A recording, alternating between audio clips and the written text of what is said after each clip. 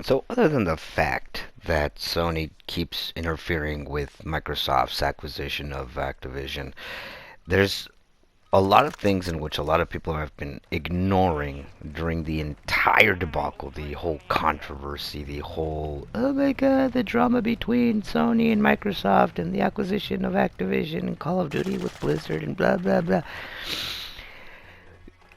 There's no way you can tell me that Sony is panicking over Microsoft's buyout of Activision because they say that Call of Duty is a league of its own and there's no such thing as another competitive first-person shooter title out there or franchise. Isn't that a slap in the face of every other developer out there when Sony says something like that? It's because Call of Duty is in a league of its own, and Battlefield and Apex Legends and all those other first-person shooter games, they just don't amount to Call of Duty. You know what? This is just another reason why I say that people don't really have a mind of their own.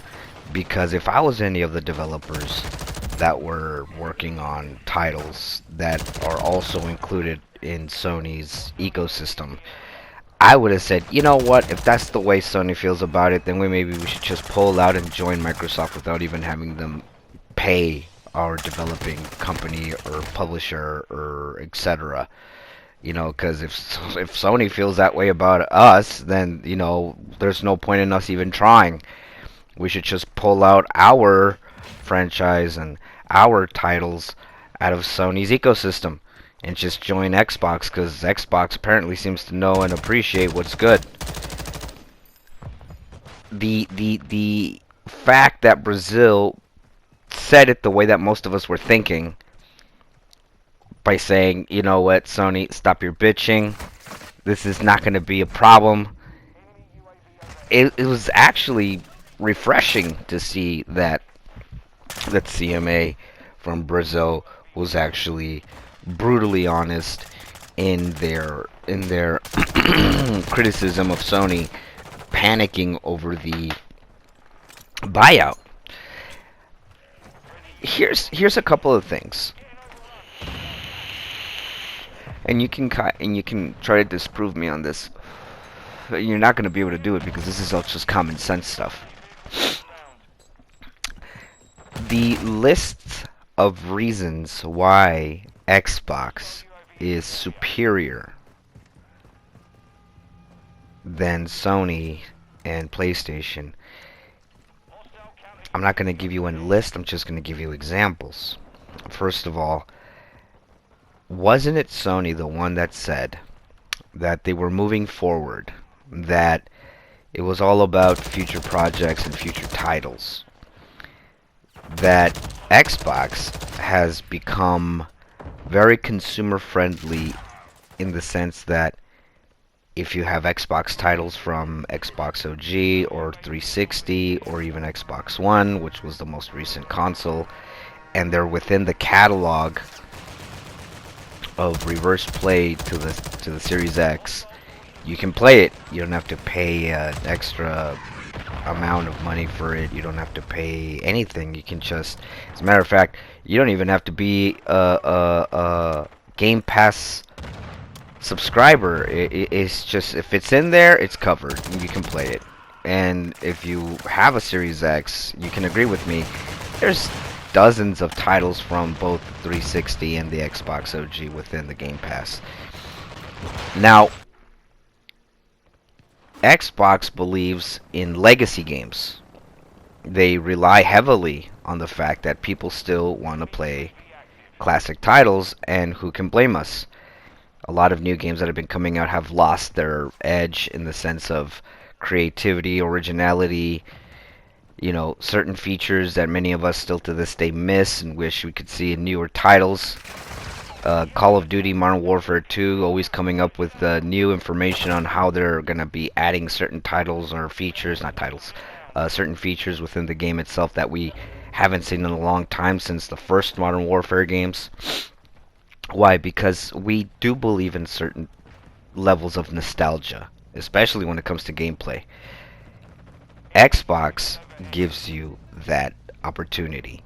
and privilege to be able to pull that off. I got tons and tons of 360 titles that I wish I could play again, but then I'd have to dust off the old 360, and there's also titles within the Xbox OG that I'd also have to force myself to dust off the Xbox in order for me to play. And I don't have to. If that title is within the catalog of the Xbox, I can play it. All it does is just, well, I don't know how it works. I'm not a computer whiz. I'm not an engineer. I'm not any of those things.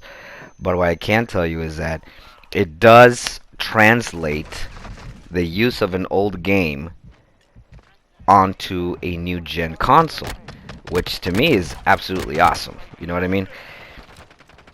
Now the PlayStation, Sony, when was the last time any of us have ever been able to play an old title on a present day console? PS1, PS2, right? We have those. There's games within that ecosystem that we wish we can go back and play on our new gens. When the PS3 came out, and I'm talking about Gen 1 PS3, the Gen 1 PS3 was able to play PS1 and PS2 titles. It had reverse play, right? So then what happened after? What made Sony decide on removing that feature when later gens came out from that console? It no longer played them. There's this supposed app that you download directly from the PlayStation Store where supposedly it allows you to play PS2 games only. Doesn't say PS1. And no, I got lots of PS2 games, and I've popped them into my PS3. And I don't have the Gen 1. Never had the Gen 1. But it didn't play any of them. And I downloaded that app, and it didn't do it. So I looked it up. I Googled it. Why doesn't it play certain titles? Because it has to be approved by that app. Not by a catalog or anything else, but by the app itself. The app itself is the one that actually gave you the opportunity to play that PS2 title on the PS3. So we have that. And then we get the PS4. Well, good luck on that one. You can't play PS3, PS2, or PS1 on a PS4. You can, however, make a subscription to PlayStation Plus, and it'll give you discounts on certain titles for PS3, PS2, and PS1. But here's that niche. You have to pay for the full game in order for you to play that title. No, pay attention to how I'm actually explaining this to you. Xbox plays them all. If it's in the catalog, you can play it. You don't have to pay any extra fees or anything like that. As a matter of fact, you don't even have to have Game Pass in order for you to play that title. If it's in the catalog, if it's in that ecosystem, you can play it if you have it in physical format. Okay? So, nope, PlayStation doesn't. PlayStation doesn't give you that opportunity, that privilege, that feature, whatever you want to call it, whatever you want to define it as. It doesn't give it to you. You have to pay it all over again. And we're not talking about a couple of measly little dollars over here, like maybe $5 for a PS3 title or a PS2 title or anything like that. No, they basically ask you or expect you to pay full price for an old game, nearly to what it cost originally when it came out. I call bullshit on that. Sorry, but I call bullshit.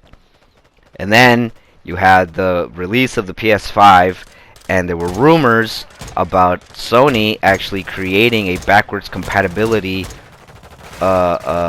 feature within the PS5, but then we had this jackass from Sony saying, we're going to move forward. Meaning what?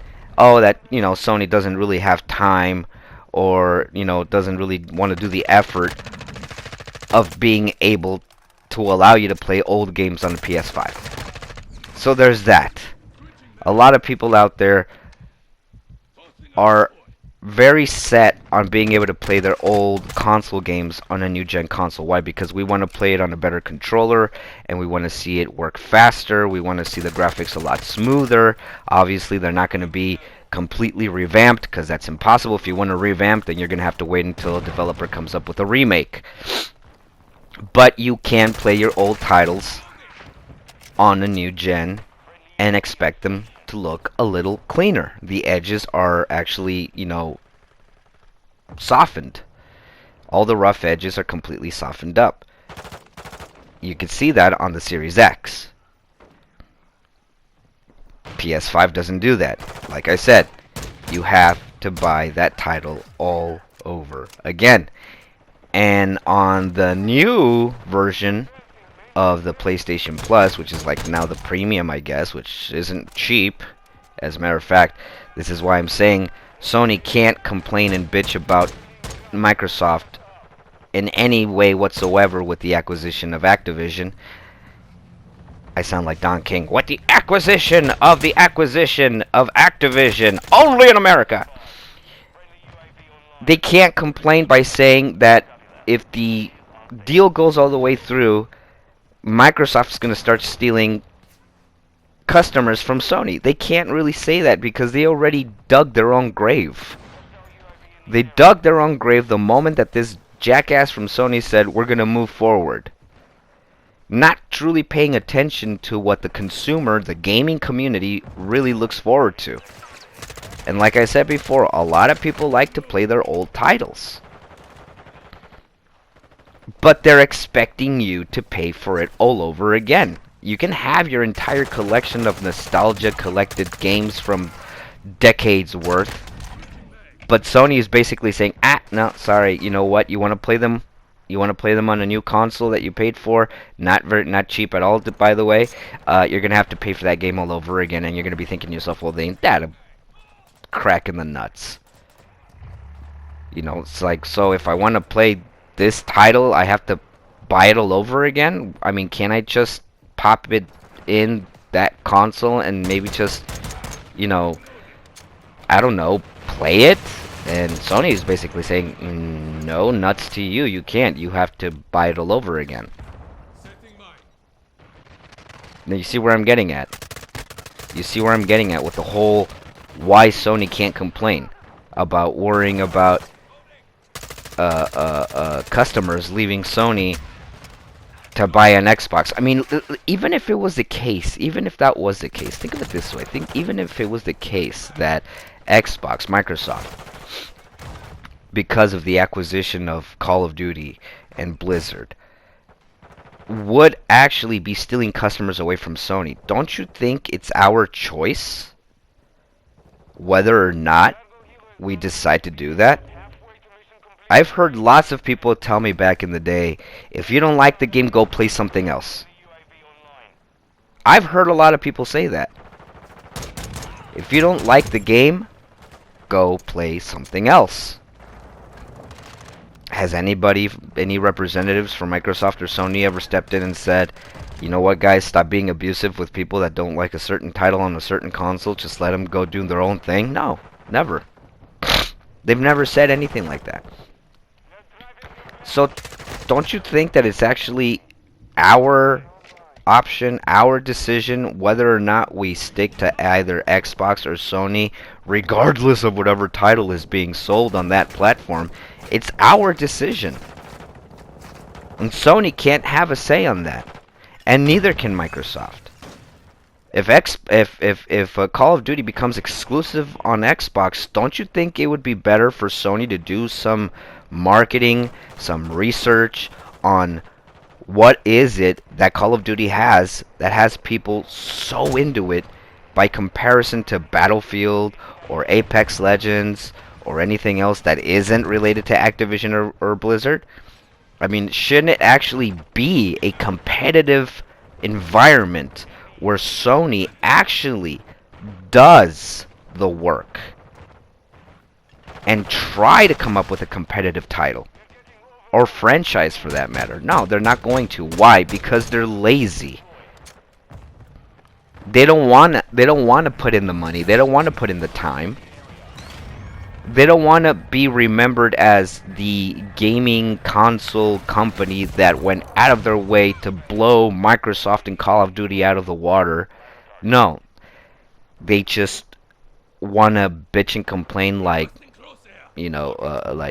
what's that? Jan Brady always saying Marsha, Marsha, Marsha. Sony is the Jan Brady of consoles. Let's be honest here. Because there's no reason for them to be doing this. They already said, Phil Spencer already said, they do not plan on making Call of Duty exclusive to Xbox any time in the near future. The contract is over for Sony and Activision in 2027. They have approximately 5 years to come up with something to save their own butts from being blown out of the water by this. They have 5 years in order to come up with some sort of competitive title to Call of Duty, and they won't. Why won't they? What is it that Sony has that is so infatuated with Activision? Because this is an infatuation. This is an obsession.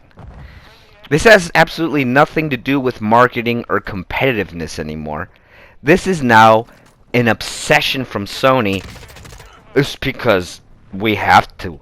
We have to have Call of Duty because there are no other competitive titles to go up against Call of Duty, despite the fact that there are tons and tons and tons of versions and variations of first-person shooter competitive games out there. But we have to have Call of Duty also. Microsoft can't have it, and if Sony can't have it, neither can Microsoft. It's an obsession. It's become an obsession, in a ridiculous, immature, childish obsession from Sony with Call of Duty. It really is. It's an unhealthy obsession that I have actually witnessed from Sony. Down to the point where now they have even lobbyist asshole politicians in Washington getting into this. What the fuck do politicians have to do with gaming? Okay? Other than maybe just consumer rights. But what else do they have to do with this particular topic? Nothing. This is just Sony being backstabbing and two-faced and underhanded, wanting to get the one up on Microsoft. And yeah, I'm pretty sure that a lot of people still remember the buyout for Bethesda, that Xbox made Bethesda games now exclusive to Xbox only. Fine. But guess what? They never said anywhere before they actually bought Bethesda that they weren't going to make Bethesda games exclusive. They never said anything about, no, PlayStation's still going to be able to play Bethesda games. No, they never said anything near that. And if they did, I missed it. And if I did, leave it on the comments. But I don't remember anybody from Microsoft saying that they were going to make Bethesda games not exclusive. So, if they did say they were going to make it exclusive since day one, I don't remember, and I never saw it. Also due to the fact that I'm not really a Bethesda fan. But, I don't know, I just don't see it.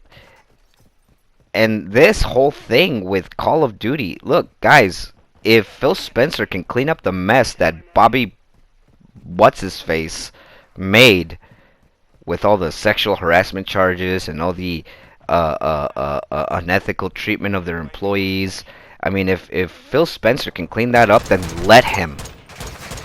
If he can do it, then that's just another point for why the buyout. If Microsoft wants to get down to the point where they say, you know what, we got reasons that we bought Activision, Phil Spencer is smart, as I would hope he is. He would come out saying, I want to clean the reputation of Blizzard and Activision because they have such an effed up reputation right now, and I want to clean it out. I want to clean up the reputation that they have. I want to make things better for the employees of both Blizzard and Activision. I'm going to make things that protect their rights as employees, things of that manner. That would probably shut up all the whatchamacallit politicians around the world trying to, interfere with this buyout deal from coming to full fruition. That could probably be something that Phil Spencer can say that shut these guys up, and not only say it, but actually do it. And I mean, what else can I possibly say to legitimize everything that is happening right now? Sony has absolutely no excuse for what they're doing. They're looking really bad right now. They look very immature in the sense that, to be honest with you, it just doesn't make any sense to me. It really doesn't.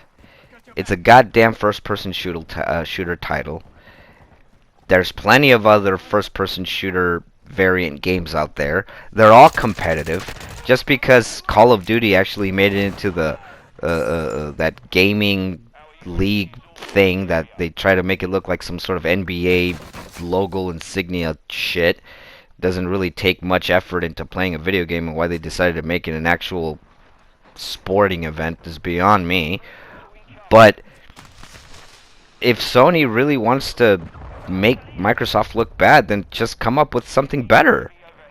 Come up with a title that blows Call of Duty out of the water. I mean, do something. Don't just complain and bitch. And you're spending more money on this effort than you would be in creating a better title. There's more resources being used for the bitching and complaining from Sony's part than it is for them to actually do some marketing research and creating another franchise to counter Call of Duty. Let Microsoft have it, Sony. Let them have it. Let them see what they can do with it. If they screw up, guess what's going to happen? The gaming community is going to voice it out. We're not going to be silent if all of a sudden Phil Spencer screws everybody on the deal. They're not going to be quiet and complacent and submissive if it just doesn't turn out to be the way that we wanted it to be.